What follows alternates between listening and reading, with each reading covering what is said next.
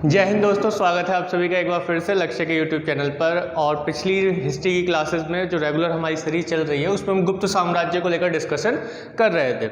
इसमें अभी तक हमने कुछ प्रमुख शासकों को देखा। उससे पहले हमने देखा कि कुछ जो इसके पुरातात्विक स्रोत हो सकते हैं, कौन कौन हो सकते हैं, जो कि बहुत ज़्यादा इंपॉर्टेंट थे और उनसे क्वेश्चंस रेगुलर पुटअप होते रहते हैं और उठते हैं और आपके अलग अलग एग्जाम्स में मिलते ही रहेंगे। अब देखिए चीज़ें जो हैं बड़े पैमाने पर अब खुल गई हैं और हम लोग देख पा रहे हैं कि हमारे देश में भी जो कोरोना के हालात हैं वो धीरे धीरे ठीक हो रहे हैं। तो इस वजह से क्या हो रहा है कि लॉकडाउन की जो स्थितियां हैं वो अलग अलग हिस्सों में खुल रही हैं। तो आप जल्दी से जल्दी तैयार हो जाइए, आप अपनी कमर कस लीजिए, क्योंकि अब बहुत जल्दी ही जो है आपने जिस भी एग्जाम्स का फॉर्म फिलअप किया है उन सभी के एग्जाम डेट आने ही वाली हैं। आप जल्द से जल्द जो है एक के बाद एक एग्जाम्स हो जाएंगे। तो जितनी प्रतियोगी परीक्षाएं हैं, जिनके भी एग्जाम या फॉर्म फिलअप हो चुके हैं या फिर आप फॉर्म फिलअप हो रहे हैं, उनके एग्जाम जल्द से जल्द करवा लिए जाएंगे, क्योंकि स्थितियां कब बिगड़ जाएं कुछ पता नहीं है। लेकिन हम यही मानते हैं कि स्थितियां ना बिगड़ें तो ही अच्छा है, इसी तरीके से चीज़ें वापस अपनी पटरियों पर आ जाए। तो जल्दी जल्दी तैयारी में लगे रहिए और कमर कस के तैयार हो जाइए। अपनी किसी भी ऐसी चीज़ को मत छोड़िए कि हाँ आगे चल के हमारे लिए दिक्कत हो, या फिर आपने पूरी लॉकडाउन आराम किया या फिर अभी तक आराम ही कर रहे हैं, लेकिन जैसे ही एग्जाम आए तो एग्जाम से 2 दिन पहले तक इतना मनोबल डाउन हो जाए कि हाँ कुछ किया ही नहीं। तो ऐसा नहीं करना है। रेगुलर अगर आपने क्लासेस देखी हैं तो आपको बहुत ही मज़ा आने वाला है। आगे भी जल्दी ही क्लासेस जो हैं दूसरी शुरू हो जाएंगी। बस सपोर्ट कीजिए, शेयर कीजिए अपने दोस्तों में ज़्यादा से ज़्यादा। तो यहाँ पर जो हम हिस्ट्री की बात कर रहे हैं, गुप्त साम्राज्य की बात कर रहे हैं, तो इसमें प्रमुख शासकों की हमने बात की थी। अभी तक समुद्रगुप्त तक हमने कंसेप्ट्स क्लियर अपने किए थे कि समुद्रगुप्त जो शासक रहा वह एक भारत का नेपोलियन कहा जाता है, क्योंकि इसने अपने साम्राज्य को बढ़ाने के लिए क्या किया था, इसने अपने साम्राज्य को बढ़ाने के लिए बड़े पैमाने पर युद्ध किया, युद्ध की नीति अपनाई, ना कि वैवाहिक नीति या संबंध नीति या संधि की नीति या वगैरह नहीं अपनाई। इसने अपने साम्राज्य को बड़े हिस्से तक फैलाया, जैसा कि मैंने आपको मैप पर भी आपको दिखाया था कि कितना बड़ा साम्राज्य इसने फैलाया, यानी कि इसने विस्तार जो है बड़े पैमाने पर किया समुद्रगुप्त ने। और चूंकि ये सिक्के भी बहुत जारी किए इसने, बड़े पैमाने पर इसने उपाधियां भी जारी की, तो मैंने सिक्कों के माध्यम से भी आपको उपाधियां याद करवाई थी और ध्यान करवाया था। तो जिन लोगों ने उसे देखा है, समझा है, उनके लिए बड़ा ही आसान हो जाएगा, कोई दिक्कत नहीं है। लेकिन जिन लोगों ने उसे स्किप किया है या फिर देखा नहीं है अभी तक, तो मैं उनसे यही कहूँगा कि पिछली क्लासेस जाओ और आराम से देखो उसे, पहले पिछले कंसेप्ट क्लियर करो फिर आगे की तरफ बढ़ना। तो चलिए आज हम बात करेंगे जो प्रमुख शासक हैं उनमें ही समुद्रगुप्त के बाद जो उसके उत्तराधिकारी आते हैं, है ना। समुद्रगुप्त के बाद जो उत्तराधिकारी कुछ आते हैं, कौन कौन? चंद्रगुप्त द्वितीय, फिर इसके बाद कुमारगुप्त,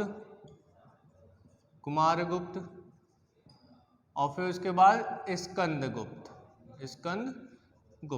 मैं उनकी बात कर रहा हूं जो महत्वपूर्ण शासक रहे। और मैंने आप लोगों को शुरू में ही लिखवाया था कि जो चंद्रगुप्त प्रथम है, श्रीगुप्त, चंद्रगुप्त प्रथम, समुद्रगुप्त, फिर वहां तक हमने किया था। फिर इसके बाद चंद्रगुप्त द्वितीय, कुमारगुप्त और स्कंदगुप्त। ठीक है, तो यहां तक हमने चीजों को समझा और देखा था। लेकिन अब चंद्रगुप्त द्वितीय को देख लेते हैं कि क्या है। चंद्रगुप्त द्वितीय जो कि 375 से कब से कब तक, 375 ईस्वी से कब से कब तक रहा था, 415 ईस्वी तक। 375 ईस्वी से 415 ईस्वी तक इसने भारत में रूल किया, शासन किया। और क्योंकि 350 से 375 तक कौन था, 350 से 375 तक कौन था, समुद्रगुप्त था। तो 375 से 445 15 तक कौन रहेगा, चंद्रगुप्त रहेगा। ठीक है, तो चंद्रगुप्त ने एक उपाधि धारण की हुई थी। कौन सी उपाधि धारण की हुई थी, विक्रमादित्य। देखिए विक्रमादित्य की उपाधि के बारे में मैं पीछे बता चुका हूं कि एक उज्जैन का शासक था। कहाँ का शासक, उज्जैन का शासक था, जिसने शकों को हराया था। जिसने किसे हराया था, शकों को हराया था। और शकों को हराया था तो उसका नाम क्या था, उसका नाम था विक्रमादित्य। तो उसके बाद जो भी शासक आए उन्होंने, जिन्होंने भी शकों को हराया, उन्होंने अपने आप को एक उपाधि दे दी, विक्रमादित्य की उपाधि दे दी। तो इसी तरीके से जो चंद्रगुप्त द्वितीय था उसने स्वयं को विक्रमादित्य की उपाधि दी थी, उपाधि धारण की थी। इसके पीछे इसने युद्ध कैसे किया था, देखिए ये माना जाता है कि जो समुद्रगुप्त है, समुद्रगुप्त और चंद्रगुप्त, इन दोनों के मध्य चंद्रगुप्त द्वितीय जो है लगातार सीधे शासक नहीं बना था। समुद्रगुप्त के बाद रामगुप्त नाम का एक जो व्यक्ति है वह शासक बना। कौन बना? रामगुप्त नाम का एक शासक बना, जो कि चंद्रगुप्त द्वितीय का बड़ा भाई था। चंद्रगुप्त द्वितीय का कौन था? बड़ा भाई था। कौन? रामगुप्त। ठीक है, रामगुप्त कौन था? चंद्रगुप्त द्वितीय का बड़ा भाई था, और बड़ा भाई था तो ये शासक बना। अब ये शासक बना तो ये जो शासक रहा, रामगुप्त जो रहा, ये दुर्बल शासक रहा। कैसा शासक रहा? दुर्बल शासक रहा। इसके ऊपर आक्रमण किया किसने? शकों ने। जो शक शासक थे उन्होंने जो है, शकों ने इसके ऊपर आक्रमण किया। किसके ऊपर? रामगुप्त के ऊपर आक्रमण किया, इसके साम्राज्य पर आक्रमण किया। अब भाई आक्रमण हुआ तो यानी कि इसके ऊपर अटैक कर दिया। वो अटैक करने के बाद क्या हुआ? रामगुप्त हार जाता है। इनफैक्ट इसकी पत्नी तक को उठा के ले जाते हैं शक जो है। अब इसकी मृत्यु भी हो जाती है रामगुप्त की। इसके बाद चंद्रगुप्त द्वितीय शासक बनता है, और चंद्रगुप्त द्वितीय ने क्या किया? चंद्रगुप्त द्वितीय ने शकों के साथ युद्ध किया और इनको पराजित किया। इनको क्या किया? पराजित किया। अब इनको पराजित करने के उपलक्ष्य में इसने क्या किया? विक्रमादित्य की उपाधि धारण की। इसने किसकी उपाधि धारण की? विक्रमादित्य की उपाधि धारण की। अब हम चूंकि ये कह रहे हैं कि रामगुप्त जो है वो किसका भाई है? चंद्रगुप्त द्वितीय का बड़ा भाई है। इसके बारे में हमें पता कहां से चलता है कि रामगुप्त बड़ा भाई है।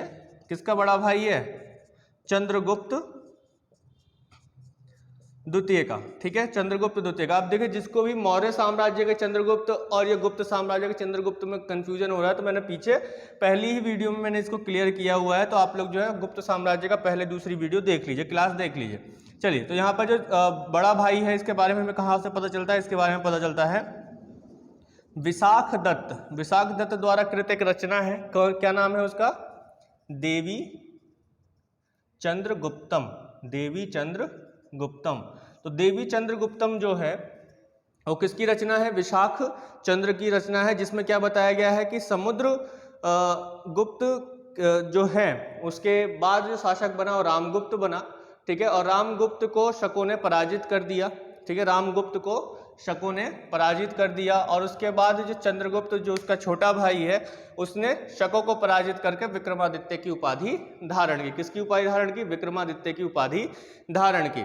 तो यहाँ तक हम इस चीज को, कंसेप्ट को देखते हुए आ रहे हैं रेगुलर, कि विक्रमादित्य की इसने उपाधि धारण की। इसके बाद हम देखते हैं कि चंद्रगुप्त ने शकों को पराजित किया, विक्रमादित्य की उपाधि धारण की, और यहाँ पर इसने हम देख कि जो चंद्रगुप्त द्वितीय है इसका जो एक उल्लेख मिलता है, एक उल्लेख हमें कुतुब मीनार में भी मिलता है।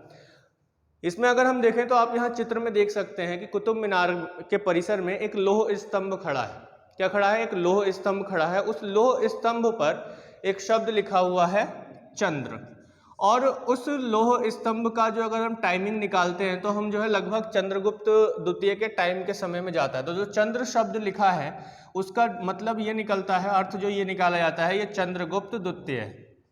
चंद्रगुप्त द्वितीय है। तो वहां पर भी हमें इसके बारे में जानकारी मिलती है कि जो दिल्ली का कुतुब मीनार है उसके परिसर में जो ये लिखा हुआ है लौह स्तंभ जो है उस पर चंद्र लिखा हुआ है। तो यानी कि वो किसके कालीन है? चंद्रगुप्त द्वितीय के कालीन है, जो आज भी वैसी लौह स्तंभ खड़ा है। उसमें रस्टिंग नहीं लग रही है, यानी कि एक बड़ी ही मजबूती के साथ आज भी खड़ा है। नहीं तो आमतौर पर लोहे का स्तंभ क्या होता है, एक समय के बाद जंग लग जाता है, खत्म हो जाता है, टूट जाता है, लेकिन ऐसा नहीं हुआ यहाँ पर। अब हम इसमें यही देखते हैं कि जो चंद्रगुप्त द्वितीय थी इसकी जो 2 राजधानियां हुआ करती थी, इसकी राजधानी के बारे में देख लें तो इसकी राजधानी 2 हुआ करती थी, पहली और दूसरी। प्रथम राजधानी थी इसकी पाटलिपुत्र।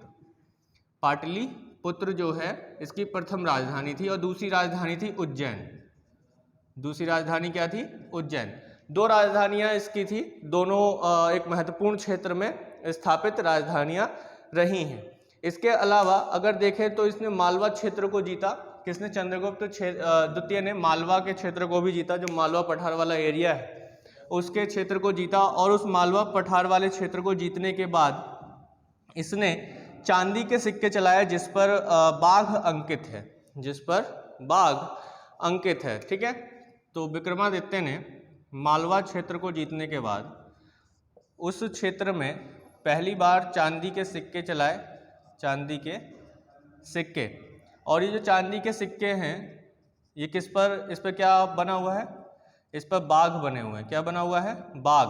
ठीक है, बाघ बने हुए हैं। इस सिक्के पर, ठीक है। तो मालवा क्षेत्र में जीतने के बाद किसने चांदी के सिक्के चलवाए जिस पर बाघ बना हुआ है? विक्रमादित्य ने, यानी कि चंद्रगुप्त द्वितीय ने। चंद्रगुप्त द्वितीय ने ये सिक्के चलवाए। तो ऐसा क्वेश्चन जो है बना हुआ है आपके कई एग्जाम्स में। इसके अलावा अगर हम चंद्रगुप्त द्वितीय के कालक्रम की प्रमाणिकता को देखें, यानी कि टाइमिंग को देखें, उसकी डेट को देखें, तो डेट जो है हमें मिलती है जो एक ऑथेंटिक जगह है, यानी कि मथुरा का जो अभिलेख है या स्तंभ लेख है, मथुरा का स्तंभ लेख से हमें जो है इसके कालक्रम की और प्रमाणिकता मिलती है। मतलब कि उसके डेट के बारे में हमें पता चलता है कि एक तारीख जो है हमें यहाँ पर दिखाई देती है कि क्या एक तारीख आती है। तो उसी चीज को हम यहाँ पर देखते हैं क्या, कि अगर चंद्रगुप्त द्वितीय के कालक्रम की अगर हम बात करें, किसके कालक्रम की अगर हम बात करें, यानी कि किस टाइम पर था, उसके बारे में जो प्रमाणिक जानकारी हमें मिलती है, प्रमाणिक जानकारी जो हमें मिलती है, वो प्रमाणिक जानकारी कहाँ से मिलती है? वो प्रमाणिक जानकारी हमें मिलती है मथुरा के स्तंभ लेख से। किससे मिलती है? मथुरा के स्तंभ लेख से। ये सभी क्वेश्चंस बने हुए हैं, मैं टू द पॉइंट चीजें ही बता रहा हूँ, कोई बड़ी बातें नहीं बता रहा हूँ। या कहा जा सकता है कोई कहे कि बहुत बड़ी बातें हैं, है ना, मैं बहुत बड़ी बातें नहीं बता रहा हूँ, बड़ा ही आराम से जो है नॉर्मल एक कहानी की तरह आप देखते हुए चलेंगे और एक एक पॉइंट को आप नोट करते हुए चलेंगे तो क्वेश्चन आपको यहीं से रखे हुए मिलेंगे। मथुरा का स्तंभ लेख, जिससे हमें पता चलता है विक्रमादित्य के काल का, क्योंकि उस पर जो है क्या है, तिथि का उल्लेख किया गया है, इस पर तिथि का उल्लेख किया गया है, ठीक है, एक तिथि का उल्लेख किया गया है जो 375 ईसा पूर्व से 415 ईसा पूर्व के मध्य की तिथि है, ठीक है, जो 375 से 415 ईस्वी, माफ कीजिएगा ईसा पूर्व बोल रहा हूँ, ईस्वी के मध्य की तिथि है, ठीक है। उस तिथि से हमें क्या जब कहीं पर किसी डॉक्यूमेंट पर हमें डेट लिखी हुई मिल जाए, है ना, तो हम कह सकते हैं कि ये उस टाइम की है, ये उस टाइम का डॉक्यूमेंट है, ये क्या है, उस टाइम का डॉक्यूमेंट है, ठीक है। तो अब हम यहाँ पर यही देखते हैं कि जब ये उस टाइम का डॉक्यूमेंट है तो यानी कि कह सकते हैं जो स्तंभ लेख है, स्तंभ लेख जो स्तंभ है उस पर क्या है, एक तिथि लिखी हुई है जो कि चंद्रगुप्त द्वितीय के कालक्रम के बारे में हमें बताती है। इसके साथ ही अगर हम देखें तो ये इसका जो काल रहा वो कला एवं साहित्य के क्षेत्र में काफी महत्वपूर्ण काल रहा, कला एवं साहित्य के क्षेत्र में महत्वपूर्ण काल रहा। किस प्रकार से महत्वपूर्ण काल रहा? क्योंकि इसके दरबार में बहुत ही बड़े विद्वान जो कला एवं साहित्य से संबंध रखते थे, और मैंने आपको पहले भी बताया कि जो गुप्त साम्राज्य रहा वह स्थापत्य कला और उसके साथ साथ जो एक हम कह सकते हैं स्थापत्य कला के साथ साथ जो कला एवं संस्कृति है उसके विकास का एक स्वर्णिम युग रहा। हम गुप्त साम्राज्य को भारत का स्वर्णिम एरा कहते हैं, यानी गुप्त काल को क्या कहते हैं, स्वर्ण काल कहते हैं, किसका, भारत का, प्राचीन भारत का। तो यहाँ पर हम यही देखते हैं कि गुप्त काल जो रहा, इसमें भी चंद्रगुप्त का जो रहा वो कला एवं साहित्य का महत्वपूर्ण इसमें रोल रहा, क्योंकि इसके दरबार में 9 विद्वान थे जिसे नवरत्न कहा जाता था, 9 विद्वान थे जिसे नवरत्न कहा जाता था चंद्रगुप्त द्वितीय के दरबार में। कौन कौन थे नवरत्न? जैसे वरुचि, शंकु, कालिदास, है ना, वरुचि, इनसे क्वेश्चन बना हुआ है कि कौन इनके दरबार में था। शंकु, नाम अच्छे से ध्यान में रखिएगा, कालिदास, कालिदास, धन्वंतरी, धन्वंतरी, छप्पड़क और अमर सिंह, अमर सिंह, बेताल भट्ट, बेताल भट्ट से तो क्वेश्चन पूछा हुआ है कई बार, बेताल भट्ट, और इसके साथ ही बारामिहिर, बारामिहिर, ठीक है, बहुत ही महत्वपूर्ण खगोल विज्ञानी थे बारामिहिर। और फिर उसके बाद हम देख लेते हैं कौन है, घटक पर्रक, घटक पर्रक, ठीक है, तो घटक पर, तो ये कौन है, 9 लोग हैं, 1 2 3 4 5 6 7 8 9, ठीक है। वररुचि, शंकु, कालिदास, धन्वंतरी, क्षणपक, अमर सिंह, बैताल भट्ट, बारामिहिर और घटपर्रक। ये 9 लोग, ये जिन्हें नवरत्न कहा जा रहा है, इन सभी को क्या कहा जा रहा है? नवरत्न। देखिए एक तो नवरत्न किसका है, किसके हैं? अकबर के नवरत्न है, उन सबसे नाम बिल्कुल अलग है। इनसे क्वेश्चन बैताल भट्ट से कई बार क्वेश्चन पूछा हुआ है कि बैताल भट्ट किसके नवरत्नों में से एक थे? किसके नवरत्नों में से एक थे? चंद्रगुप्त द्वितीय के नवरत्नों में से एक थे। धन्वंतरी से क्वेश्चन कई बार पूछा गया है, कालिदास से क्वेश्चन कई बार पूछा गया है कि ये किसके नवरत्नों में से एक है, और एक बार क्वेश्चन बारामिहिर से पूछा गया है और वहीं एक बार शंकु से ही पूछा गया है। ठीक है, तो ये वो लोग हैं जिनसे क्वेश्चन कई बार पूछा गया है कि शंकु एक बार इससे पूछा गया है, बारामिहिर से एक बार पूछा गया है, कालिदास, धन्वंतरी और बैताल भट्ट से तो कई बार पूछा गया है कि ये किसके नवरत्नों में से एक है। तो चंद्रगुप्त द्वितीय के नवरत्नों में से एक है। तो इसमें कोई रॉकेट साइंस नहीं है, ये चीजें आपको आराम से ध्यान में आ जानी चाहिए। इसके बाद हम देखें तो चंद्रगुप्त द्वितीय जो रहा उसी के काल में कौन आया है? एक चीनी यात्री आया। तो इसे आप लोग नोट डाउन कर लीजिएगा। बाकी हम जो देखेंगे, जो गुप्त काल की प्रशासनिक व्यवस्था में देखेंगे, तो उसमें जानेंगे कि कौन कौन सी जो कला है या स्थापत्य कला है, साहित्य है, वो गुप्त काल में विकसित हुए और जिनको लेकर प्रश्न अक्सर हमसे पूछे जाते हैं। चलिए इसके बाद हम देख लेते हैं क्या, इसके बाद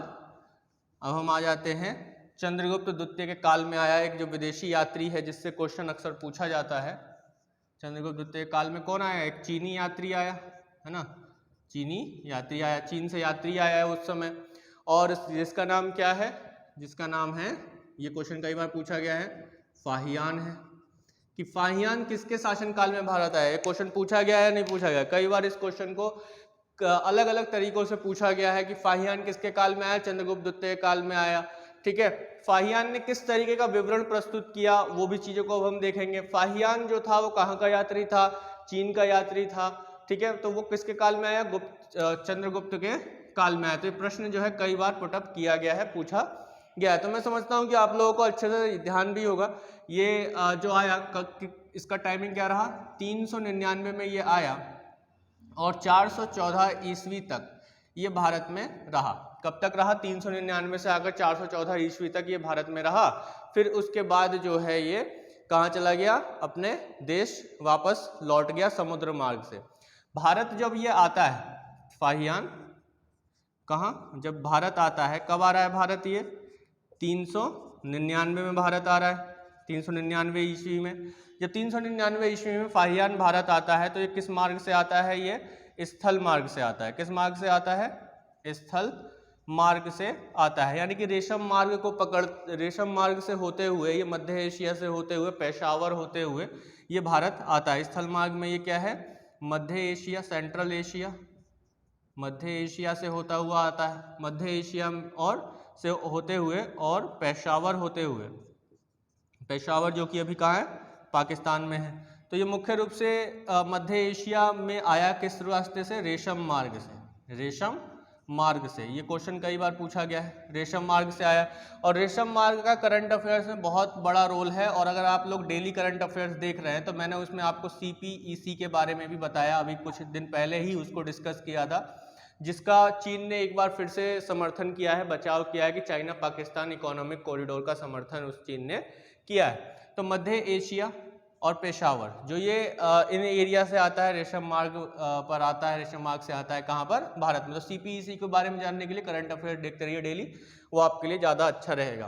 तो यहाँ पर रेशम मार्ग से आता है और फिर इसके बाद ये भारत में रहता है और 414 ईस्वी में ये भारत से बाहर जाता है। ये जाता है कैसे? अब भारत से जब ये पहले तो स्थल मार्ग से आता है, लेकिन जाता कब है? जाता है इसका 414 ईस्वी में जाता है। तो कैसे जाता है? ये समुद्री मार्ग से जाता है। कैसे जाता है? समुद्री मार्ग से जाता है। समझ में आ रही है बात? ठीक है, शेयर कर दो जल्दी से अपने दोस्तों के बीच में। मैं बार बार इसी चीज़ को बोल रहा हूँ, कोई भी ऐसा पॉइंट नहीं है जो कभी किसी एग्जाम में नहीं आया और आगे ऐसा हो ही नहीं सकता कि कभी आपको ये मिले नहीं। जब आप एग्जाम्स को अटेम्प्ट करेंगे और अगर हिस्ट्री का पोर्शन उसमें आ रहा है और इन क्षेत्रों से जहाँ से मैंने बौद्ध धर्म, जैन धर्म, मौर्य साम्राज्य का उत्कर्ष, मौर्य साम्राज्य की प्रशासनिक व्यवस्था, मौर्योत्तर काल उसकी प्रशासनिक व्यवस्था, ये सारी चीज़ों को मैंने आप लोगों को समझाया है। सातवाहन शासकों से क्वेश्चन कई बार बनते हैं, पुष्य मित्र सुंग वंश से क्वेश्चन बनते हैं, इंडो ग्रीक से क्वेश्चन बनते हैं, और उसके बाद जब हम गुप्त साम्राज्य की बात कर रहे हैं तो इससे तो क्वेश्चन बनते ही बनते हैं। तो यहाँ तक जो भी चीज़ें कराई बहुत ही इंपॉर्टेंट है, टू द पॉइंट है, ज़्यादा डीप में भी लेके नहीं जा रहा हूँ।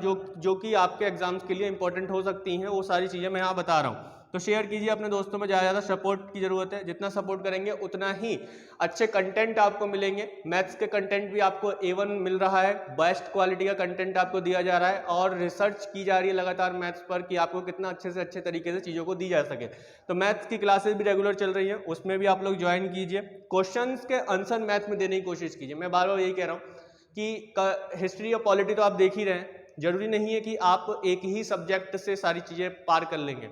आपको ज़रूरत है हर एक सब्जेक्ट में प्रैक्टिस करने की। तो इसीलिए जो क्वेश्चंस आपको स्क्रीन पर मैथ्स में दिखाई देते हैं उनको आप सर के यहाँ सॉल्व करने से पहले ही सॉल्व करके दिखा दो कि भाई हम जो है अच्छा जानते हैं, या फिर हमें जो है ज़्यादा अच्छे से प्रैक्टिस है।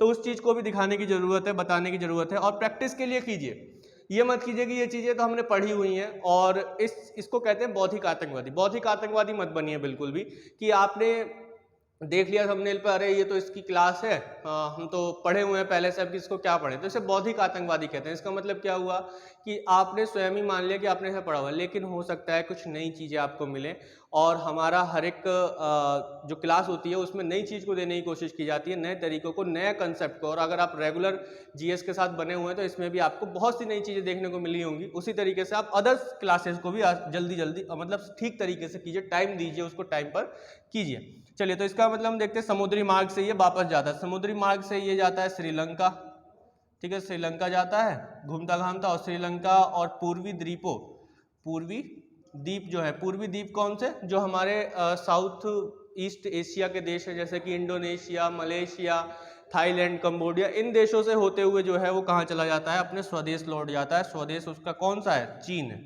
तो वो चीन लौट जाता है अपना 414 ईस्वी में। कब आता है वो, 399 में आता है। लौटता कब है, 414 में लौटता है। चीनी यात्री जो भारत आया चंद्रगुप्त द्वितीय के काल में, फाहियान रहा। तो ये क्वेश्चन जो है नॉर्मल आपके उठ जाते हैं, क्वेश्चन उठ जाते हैं। इसने अपने विवरण में भारत के बारे में कुछ चीज़ों को वर्णन किया है, जिसको लेकर क्वेश्चंस पुटअप होते हैं, और ये जो क्वेश्चन विवरण को लेकर क्वेश्चंस बनते हैं। देखिए यहाँ तक जो चीज़ें मैंने बताई ये नॉर्मल हर एक एग्जाम्स में पूछ लिया जाता है। अब मैं बात करता हूँ उन एग्ज़ाम्स की जो आप लोगों के लोक सेवा आयोग से संबंधित एग्ज़ाम्स होते हैं। देखिए चीज़ों को रटिए मत, है ना। जो लोग लोक सेवा आयोग की परीक्षा दे रहे हैं, किसी भी स्टेट राज्य लोक सेवा आयोग हो या संघ लोक सेवा आयोग हो, उनके लिए बहुत ही ज़्यादा महत्वपूर्ण क्लासेस हैं ये, ठीक है। तो इसमें क्या है, विवरण, जो विवरण प्रस्तुत किया, किसने विवरण प्रस्तुत किया, फाहियान ने विवरण प्रस्तुत किया।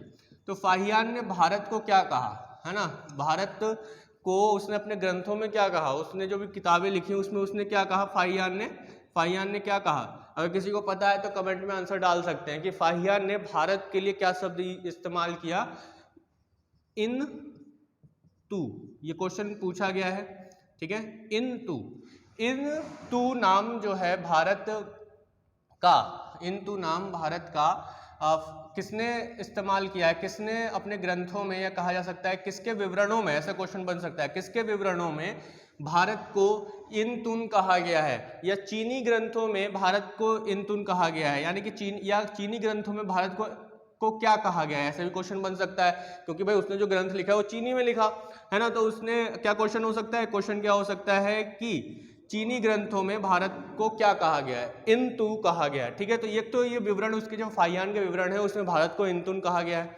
इसने ये कहा गया है कि जो मध्य देश है, मध्य देश का मतलब यहाँ पर भारत, उसने कहा है कि जो मध्य देश है, जो चंद्रगुप्त द्वितीय या कह सकते हैं गुप्त साम्राज्य का वाला जो क्षेत्र है, वहाँ पर जीवित प्राणी की हत्या नहीं की जाती है, ठीक है। इसमें इसने बताया कि जीवित प्राणी की हत्या नहीं की जाती है, जीवित प्राणी की हत्या नहीं की जाती है। तो जो जीवित प्राणी है उसकी हत्या नहीं की जाती है। अब जीवित प्राणी की हत्या नहीं की जाती है तो यानी कि जो मांस मदिरा है, ठीक है, मांस मदिरा है, प्याज है, लहसुन है, उसका सेवन नहीं किया जाता है। प्याज लहसुन का सेवन नहीं किया जाता है। ठीक है, जो प्याज है और जो लहसुन है उसका सेवन नहीं किया जाता है। किसमें कहा गया? मध्य देश के लोगों के लिए विवरण किसने प्रस्तुत किया? फाहियान ने इस चीज को कहा है। ठीक है, फाहियान ने क्या कहा है कि जो मध्य देश है वहां पर जीवित प्राणी की हत्या नहीं की जाती है और ना ही मांस, मदिरा, प्याज, लहसुन, प्याज का और सेवन किया जाता है। इसके अलावा उसने कहा कि ब्राह्मणों का देश है ये मध्य देश। किसका देश है? ब्राह्मणों का देश है। ब्राह्मणों का देश है तो यहां पर मृत्युदंड नहीं दिया जाता है। मृत्युदंड नहीं दिया जाता है, यानी कि मृत्युदंड का प्रावधान भारत में नहीं है। केवल कैसा दंड दिया जाता है? आर्थिक दंड दिया जाता है। केवल आर्थिक दंड दिया जाता है। कैसा दंड दिया जाता है?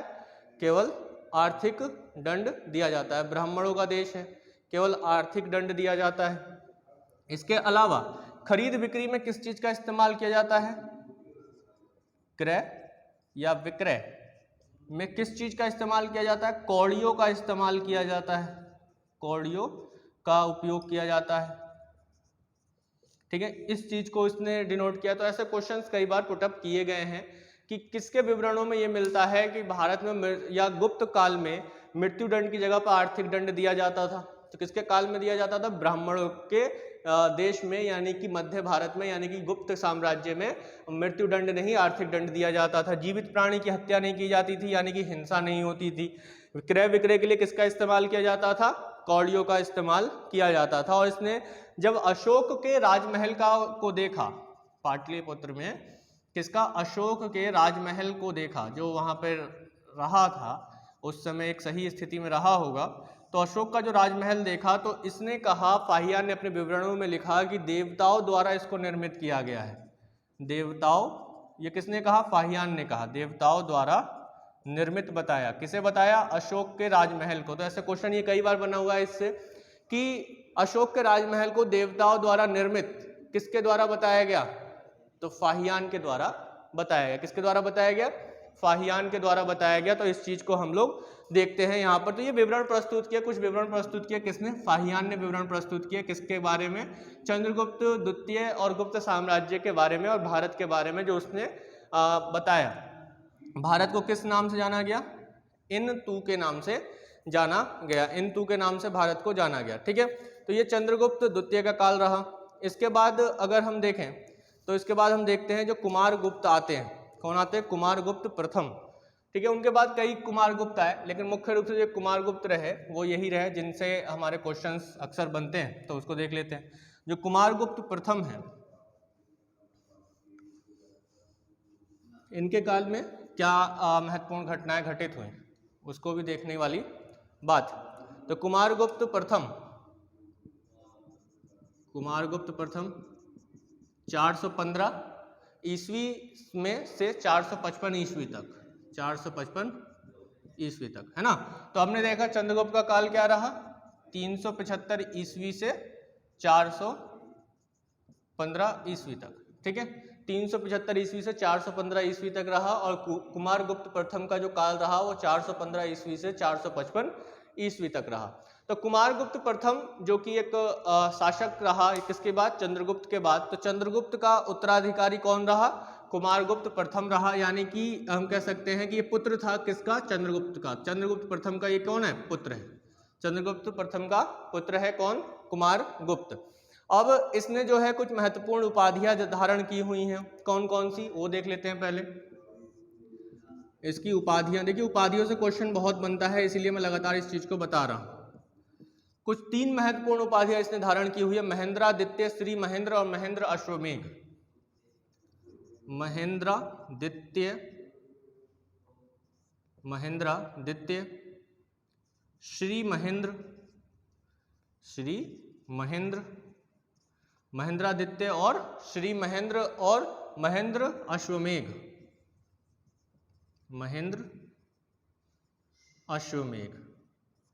ठीक है। महेंद्रादित्य, श्री महेंद्र और महेंद्र अश्ववेग नामक ये 3 उपाधियां जो हैं धारण की हुई हैं। किसने? कुमारगुप्त प्रथम ने। कुमारगुप्त प्रथम ने ये 3 उपाधियां जो हैं धारण की हुई है। महत्वपूर्ण उपाधियां जो हैं कुमारगुप्त द्वितीय ने, ये कुमारगुप्त प्रथम ने, माफ कीजिएगा।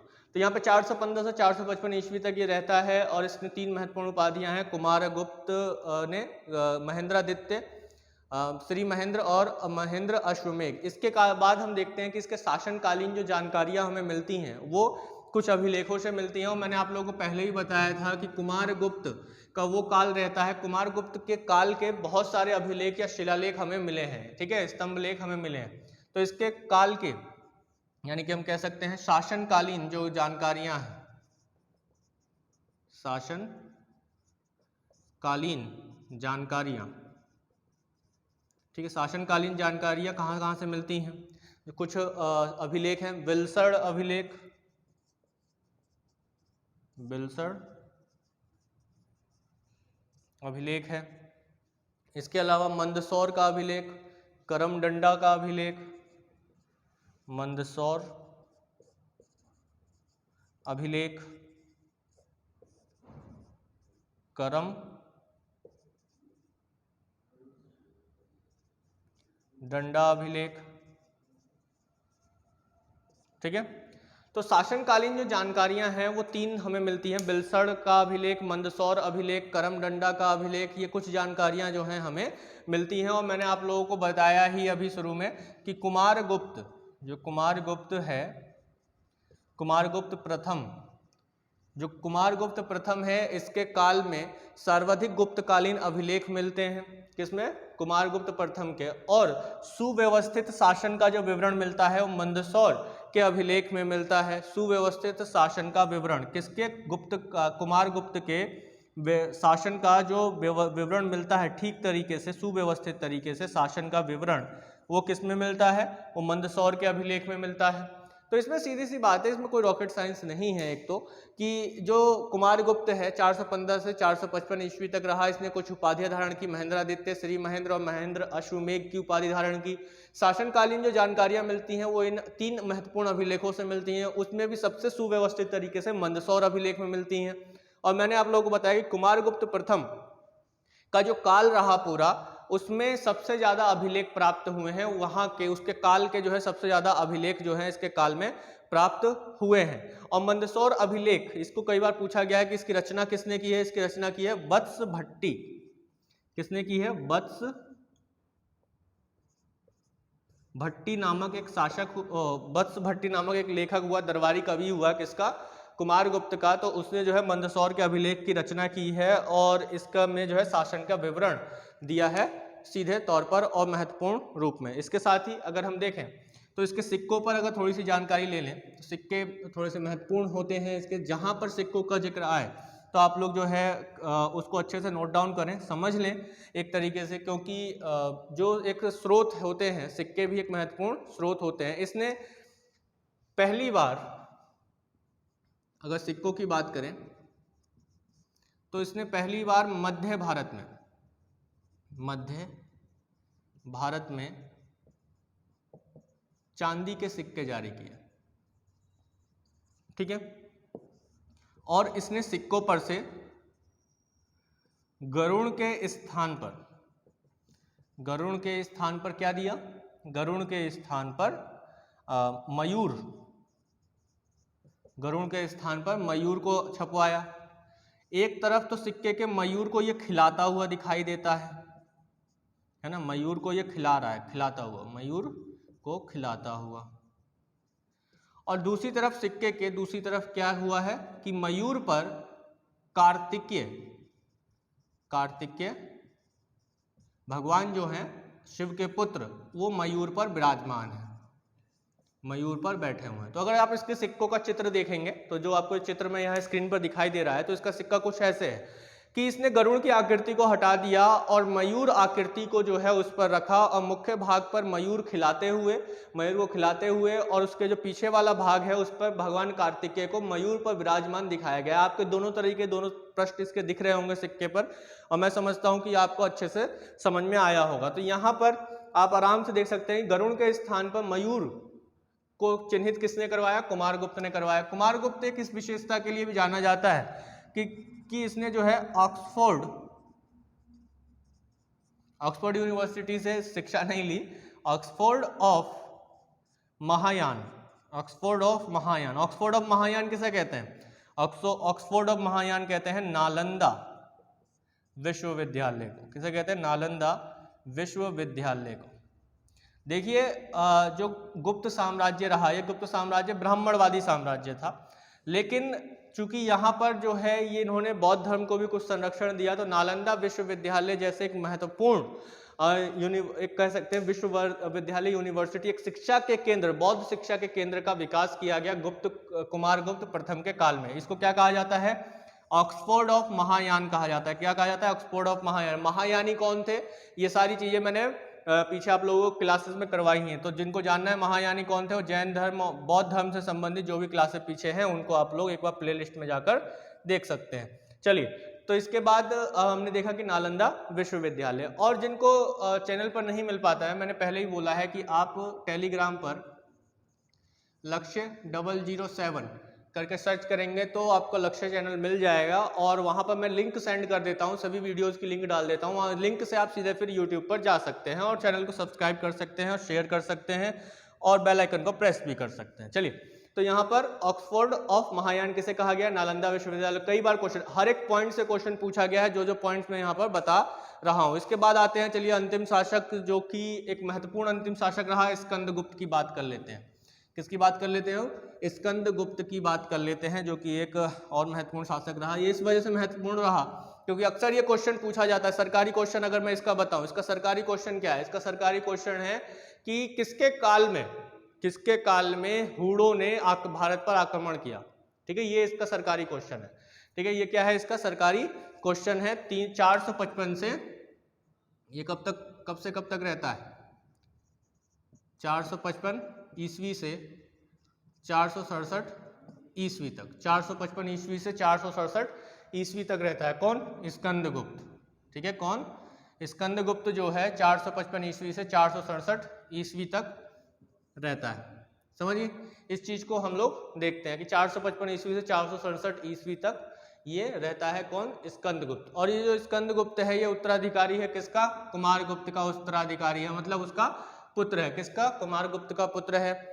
और इसने दरबार में लगभग जो है, इसने 466 में इसने जो है चीन के एक शासक हुए। ये इस तरीके से, ये भी क्वेश्चन इससे कई बार पूछा गया कि 466 ईस्वी में इसने चीन के दरबार में, चीन का एक राजा हुआ तांग, है ना, सांग नाम का राजा हुआ, तांग नहीं, सांग नाम का जो राजा हुआ, उसके दरबार में एक क्या भेजा? राजदूत भेजा। क्या भेजा? राजदूत बताया, एम्बेसडर भेजा। बात समझ में आ रही है? तो तांग सांग है ना, बड़ा कंफ्यूजन हो जाता है, चीनी नाम में थोड़ा सा हो जाता है ना, वो तो आप लोग समझ ही रहेंगे, चीनी नाम में हो जाता है। चलिए, तो 466 ईस्वी में चीन में के राजा है सांग, उसके दरबार में इसने राजदूत भी भेजा था स्कंदगुप्त ने। इसके लिए भी ये जाना जाता है। भीतरी अभिलेख में एक उल्लेख मिलता है इसका। किसका? कौन सा अभिलेख है?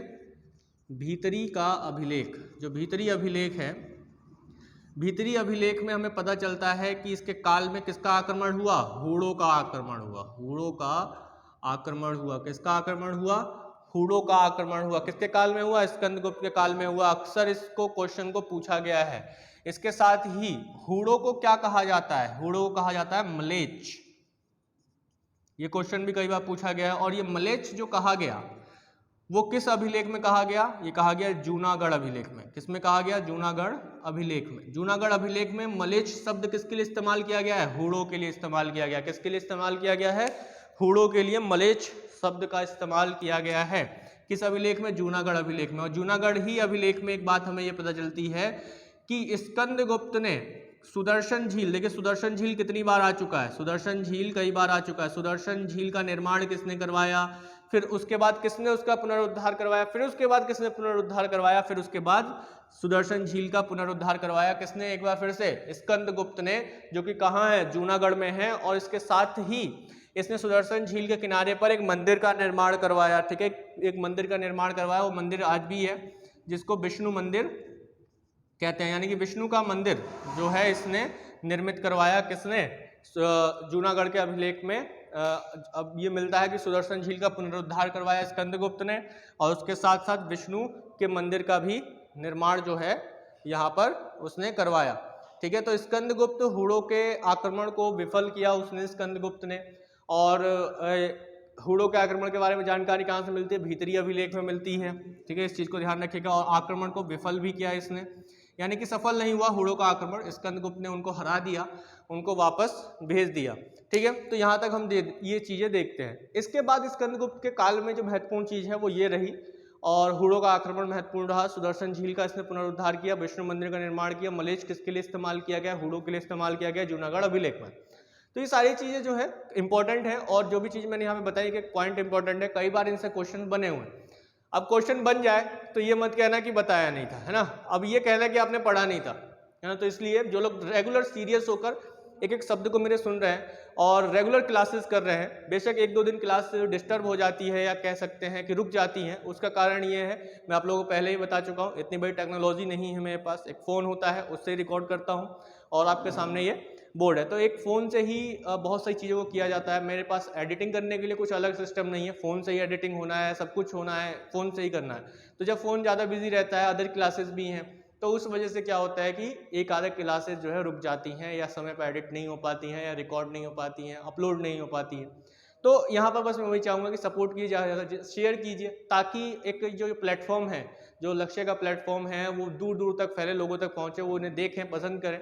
और चूंकि आप लोगों को अच्छा लग रहा है, तो सीधी सी बात है कि अदर्स जो दूसरे कैंडिडेट हैं उनको भी समझने में आसानी होगी और अच्छा होगा। तो सपोर्ट कीजिए, ज़्यादा सपोर्ट करेंगे तो चीज़ें और अच्छी होंगी, और टाइम पर जो है सभी चीज़ें आपको उपलब्ध हो जाएंगी। हालांकि मैं पूरी कोशिश करता हूँ, 100% कोशिश करने के बाद ही जो है आप लोगों को टाइम पर ये 7 बजे करंट अफेयर्स, 9 बजे आपका पॉलिटी, 10 बजे मैथमेटिक्स, 11 बजे मैं मूल विधि को बार बार ये सोचता हूँ कि मैं उसे रिकॉर्ड करूँ, तैयार करूँ, लेकिन क्या होता है कि बस वही टाइम की शॉर्टेज, और मोबाइल मेरा हमेशा बिजी रहता है। ठीक है, तो ये समझिए कि जो मोबाइल है जिससे मैं रिकॉर्ड कर रहा हूँ, ये एक इस तरीके से है कि जब मैं सोता हूँ तभी ये मोबाइल भी शांत होकर सोता है। कभी कभी तो इस पर एडिटिंग होने के बाद उसको सेविंग में लगा देता हूँ, तो बेचारा ये भी जगह रहता है। तो ये बड़ा ही मेरे साथ मेहनत कर रहा है, मेरा फ़ोन, मेरा मोबाइल जो है काफ़ी मेहनत कर रहा है। फ़ोन कॉल्स भी मैनेज करता है, मैसेजेस भी मैनेज करता है, अपलोडिंग भी मैनेज, सब कुछ जो है ये मैनेज करता है। तो बड़ा मेहनत कर रहा है मेरा फ़ोन।